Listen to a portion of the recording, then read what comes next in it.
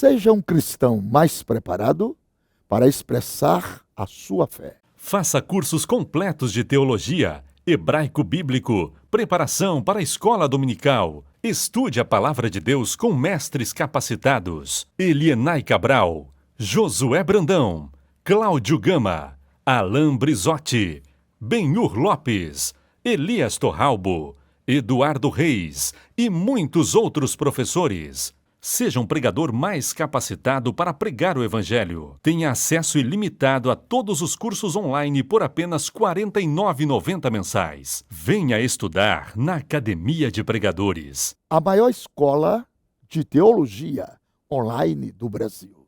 Paz do Senhor, povo de Deus. Eu sou o pastor Augusto Medeiros. Eu quero exaltar e engrandecer o nome do Senhor por também fazer parte dos Gideões Missionários da Última Hora. E eu quero lhe convidar a assistir a nossa mensagem e a ser nosso amigo na rede social. Augusto Medeiros Gideões. Deus abençoe você.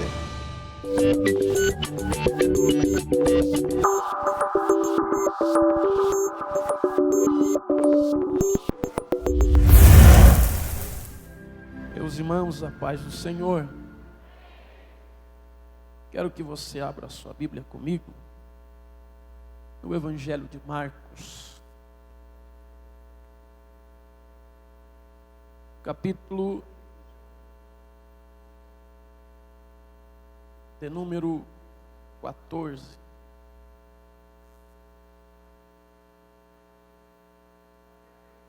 E o versículo de número 17. Eu sou feliz pelo privilégio de poder cooperar com os Gideões Missionários nessa manhã, ministrando a palavra de Deus.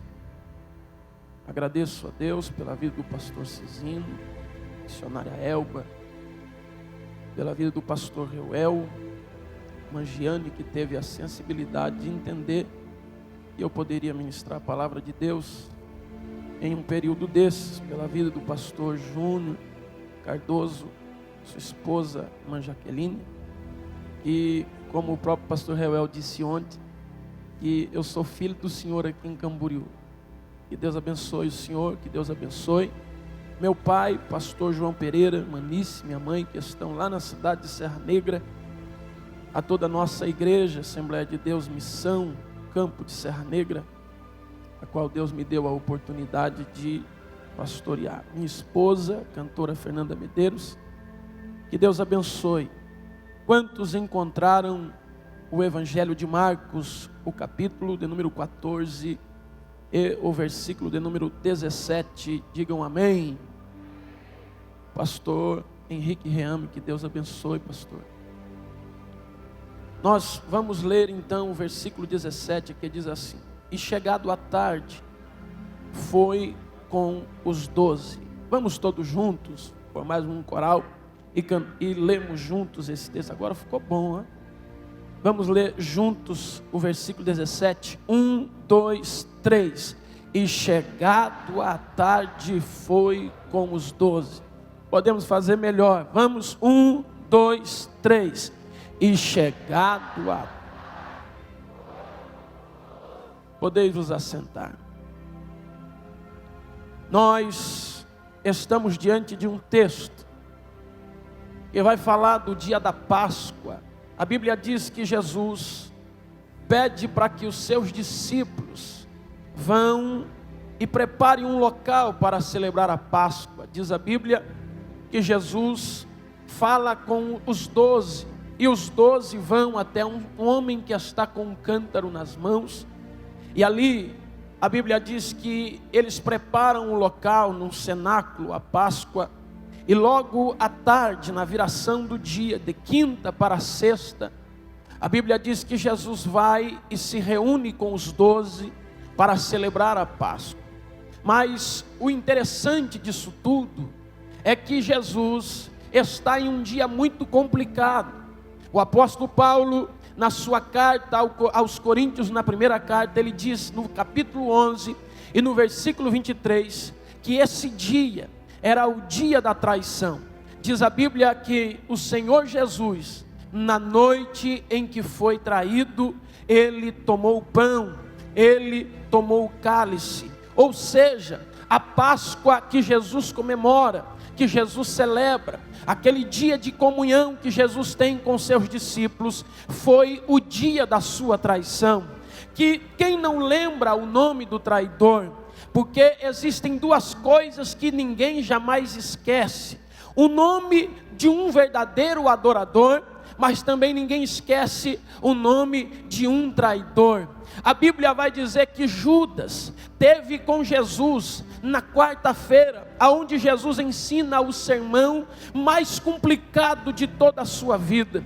Em 3 anos e meio de ministério, Jesus vai ministrar o sermão mais duro a respeito do Apocalipse, a respeito da grande tribulação, a respeito da vinda de Jesus, a respeito dos finais dos tempos. A Bíblia diz que Jesus estava ensinando, e é neste momento que Judas sai e vai embora. A Bíblia diz que Judas sumiu, ele desaparece, mas ele não desapareceu por um acaso. Diz a Bíblia que ele foi até os sacerdotes para negociar Jesus. Ele foi até o sacerdote para vender Jesus. Pois bem, os sacerdotes oferecem a Jesus, Judas, para pegar e vender Jesus por 30 moedas de prata. E diz a Bíblia que Judas então aceita isso, e ficava agora procurando uma ocasião para então trair Jesus. Agora olha que interessante, e aqui eu entro na mensagem desta manhã. A Bíblia diz que Judas agora vende Jesus. Quem era Judas? O tesoureiro de Jesus. Quem era Judas? Aquele que cuidava do tesouro de Jesus, do ministério de Jesus. E diz a Bíblia que agora ele não tem só mais o tesouro de Jesus. A Bíblia diz que agora ele tem também, além do tesouro de Jesus, em um outro bolso ele tem o dinheiro da traição. De um lado o tesouro de Jesus, do outro lado ele tem o tesouro da traição. Judas fica quarta-feira o tempo todo, Judas fica quinta-feira o dia inteiro. Com o quê? Com um lado a bolsa de ouro que era da traição, do outro lado a bolsa do tesouro de Cristo. Ele teve no mínimo 24 horas para poder mudar de ideia. Ele teve no mínimo 24 horas para poder mudar de comportamento.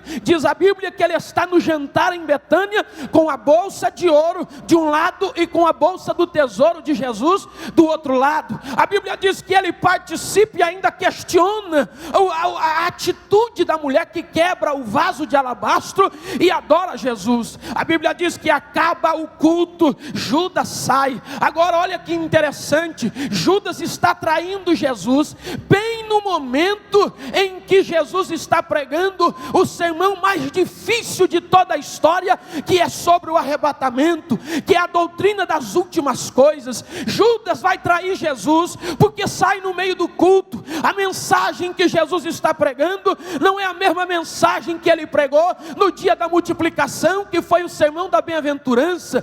A mensagem que Jesus está pregando não é uma mensagem tão satisfatória quanto aquela que ele pregou e que o cego viu. Aquela mensagem que Jesus está pregando não é uma mensagem tão agradável a Judas, e ele sai no meio do culto e vai trair Jesus. O problema de muitas pessoas, e por isso a maioria dos traidores, a maioria das pessoas que desistem da fé, que traem Jesus, que traem o Evangelho, que corrompem o Evangelho, são justamente aqueles que não frequentam os cultos que nós chamamos de ensino, cultos de doutrina, porque eles acham que a palavra é pesada demais. Quando fala de festa ele vai, quando fala de congresso ele vai, quando fala de avivamento ele vai, mas ele se esquece que o que vai fazer eu e você ir morar no céu são os sermões mais difíceis, são os sermões mais duros. Não seja um Judas, permaneça no congresso, mas frequente culto de ensino. Aleluia. Judas está traindo Jesus. De um lado o saco de moedas, do outro lado o tesouro de Cristo. E ele tem 2 cultos para decidir se traía ou não traía Jesus. E a Bíblia diz que ele escolheu a parte mais difícil, trair Jesus. Do que adianta, meus irmãos, nós estamos no culto dividido? Tem pessoas que estão na igreja adorando a Jesus agora, mas já está planejando o que vai fazer de errado depois do culto. Já está pensando na fraqueza depois do culto, em como irá arquitetar um plano para atrair Jesus depois do culto. Eu vim dizer para você nesta manhã, não como pregador, mas como voz profética: joga fora essa bolsa de ouro enquanto ainda dá tempo, e fique com o bom tesouro de Cristo. Ainda dá tempo de você decidir se quer trair ou se quer permanecer guardando o tesouro de Cristo. Decida nesta manhã. A Bíblia diz que Judas, ele vai trair Jesus, e Jesus sabia disso, e mesmo assim diz a Bíblia que Jesus foi e assentou-se com os 12. Jesus sabia que Judas iria traí-lo. Jesus sabia que Judas iria decepcioná-lo, mas mesmo assim, Jesus não ficou em casa, ele foi fazer um culto. Jesus sabia que iria sofrer a maior decepção da história, mas mesmo assim ele não ficou parado em casa, ele foi para a igreja, ele foi no cenáculo fazer culto, celebrar e depois ainda cantar um hino no final do culto.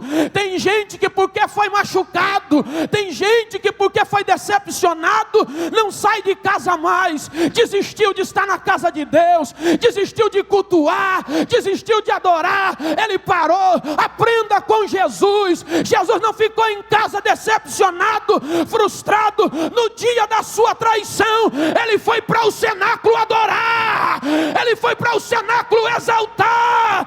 Pode alguém te machucar, pode alguém te decepcionar, pode alguém te frustrar, mas Deus está dizendo nessa manhã: não fique amuado num canto, levanta, vai para o cenáculo adorar. Vai adorar. Adorar a Surimakanduruma. Alebala Soremahai. Diga para a pessoa que está do seu lado: no pior dia da sua vida, não fique em casa lamentando, vá para o cenáculo adorar. Oh, aleluia. A Bíblia diz que Jesus vai para o cenáculo, e a Bíblia não diz que ele se assenta com 10, com 11. A Bíblia diz que ele se assenta com os 12. No meio desses 12, quem estavam lá? Judas estava no meio dos 12. Mas Jesus não disse assim: eu não vou hoje no culto. Por quê? Porque o fulano vai estar lá. Eu não vou mais participar do ciclo de oração. Por quê? Porque a fulana que me magoou, que fala de mim, está lá. Eu não vou mais cantar na mocidade. Por quê? Porque quem é o líder é o fulano, e ele falou de mim, ele não gosta de mim, então eu não vou lá. Eu não vou mais naquela igreja, eu vou mudar de igreja, eu vou para outro lugar. Por quê? Porque aquele pastor, porque aquela irmã, porque aquele irmão não para de me machucar, de me magoar, de falar, de me caluniar. Eu vou parar e não vou mais lá, vou para outro lugar. A Bíblia diz que Jesus não mudou o seu rumo. Deus, através de Jesus, está mostrando para nós nessa manhã que Ele não mudou o seu lugar de adoração. Ele disse: vai você, João, vai você, Tiago, vai você, Felipe, vai você, vai e vai você também, Judas. Vamos para o culto hoje. Ei, eu vim dizer para você nessa manhã que não importa se Judas vai estar no teu culto, não desista da comunhão, porque Judas vai estar lá. Permaneça.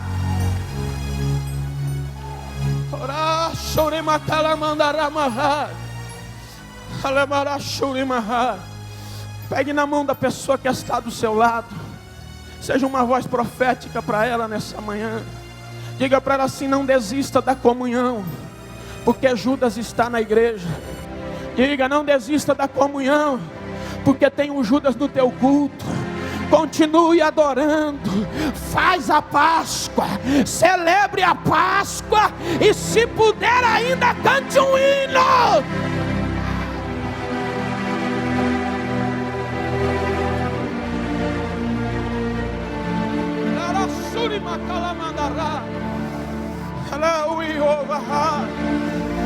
Entenda, a pequenez de Judas não parou a grandeza da comunhão. Jesus olha e diz: Judas está aqui, mas não vim só por causa de Judas. Tem outros 11 que me amam, tem outros 11 que não vão me trair, tem um João que deita no meu peito, tem um Pedro que diz que vai comigo e que me ama, tem outros. Eu vou dizer para você, na tua igreja não tem só esse Judas não, existem homens e mulheres que te amam, que te admiram, que contam com você.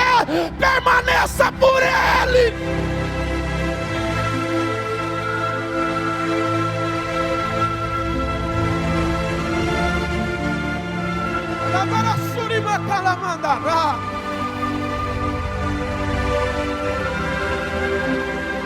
Olhe para mim, vou encerrar.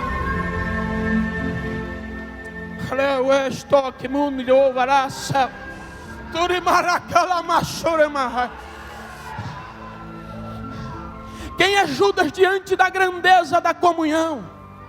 Jesus sabia, porque ele disse assim: aonde estiver 2 ou 3 reunidos em meu nome, eu estou. Mas eu aprendi com um pastor que ele disse que como que Jesus está aonde tem 2 ou 3? Jesus não é onipresente. Quem crê assim? Ele está aqui, está na tua casa, amém? Ele está aqui, está no teu trabalho, amém? Ele está aqui, está com a tua família, amém? Então por que diz que aonde estiver 2 ou 3 reunidos, ele está ali? Ele já não está, independente se tiver 2 ou 3, sim ou não? É porque no grego, pastor Reuel, Deus abençoe, obrigado pela oportunidade. É porque no grego a palavra presente significa eu me manifesto. Então vamos ler de novo. Aonde estiver 2 ou 3 reunidos no meu nome, eu... Você nem pegou, vamos de novo. Aonde estiver 2 ou 3 reunidos no meu nome, eu... É porque Deus pode estar em todos os lugares ao mesmo tempo, mas é só quando tem comunhão que Ele se manifesta.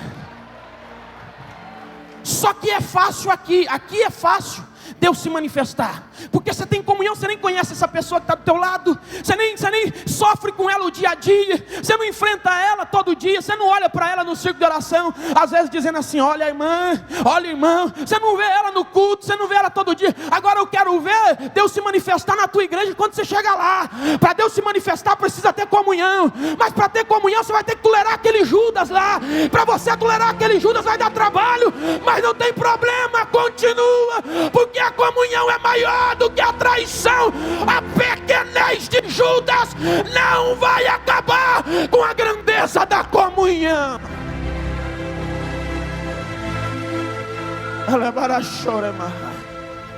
Se coloque de pé e eu encerro aqui.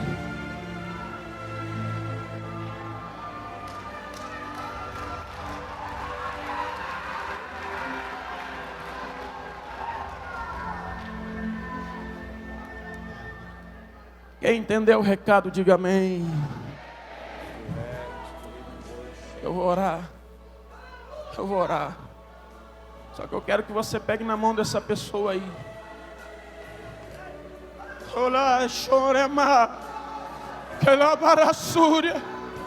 Pastor, mas o Judas está me traindo. Continue no altar da comunhão. Pastor, mas Judas está me traindo. Continue adorando a sua Páscoa. Sabe por quê? Porque Judas pode até semear em você morte, mas você semeia nele vida. Ele pode vir com você dando um beijo para te trair, mas oferece para ele o pão da comunhão. Pega o primeiro pedaço, molha no vinho e dá para ele comer, dizendo: você pode até me trair, mas de mim para você só sai vida, só sai vida, só sai vida. Termina o culto. A Bíblia diz que acabou o culto. Jesus e os 12. Ele termina, a Bíblia diz assim: acabado o culto, tendo cantado um hino. Eu não sei que hino que Jesus cantou, eu não sei, mas se eu pudesse, eu diria para ele: canta aquele. Ele qual? 291. E quem sabe ele subiu para o Monte das Oliveiras naquele dia cantando: sim, eu amo a mensagem da cruz, até morrer eu a vou proclamar. Levarei eu também minha cruz, até por uma coroa a trocar. Diga para a pessoa que está do seu lado: mesmo com Judas no culto, nós cantamos: sim, eu amo a mensagem.